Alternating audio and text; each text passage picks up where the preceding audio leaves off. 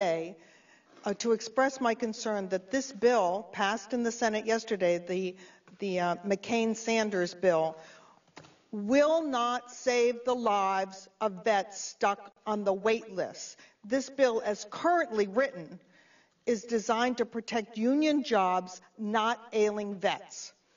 In fact, the VA is run largely by unions and for unions. And one of the culprits is this 316-page union contract full of mind-numbing rules that prevent assigning an employee to a new task, a new work shift, a new building, or reprimanding someone on the staff for misdeeds or just poor performance. 9 months ago, the VA rolled out a $9.3 billion initiative to allow vets who were stuck on wait lists to access civilian care.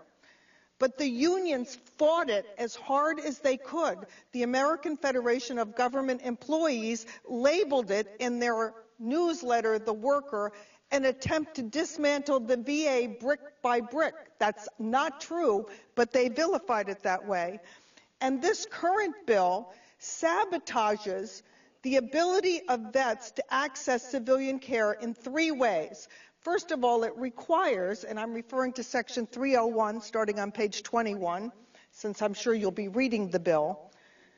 It requires that any vet wanting to access civilian care get a letter from the Secretary of the VA confirming that the vet has waited an unacceptable amount of time for treatment or lives more than 40 miles from a VA medical center. Good luck getting that letter. I talk to vets all the time who have contacted the VA, called them, emailed them every day for 6 months and couldn't get a reply.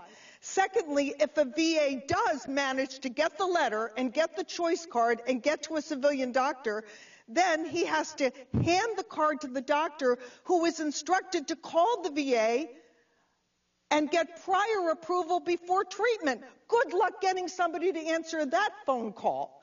And thirdly, most preposterously, this bill states that this choice program will end in 2 years. In other words, a few hours after the VA manages to finally get the hotline up and get the cards distributed to vets, it will be over.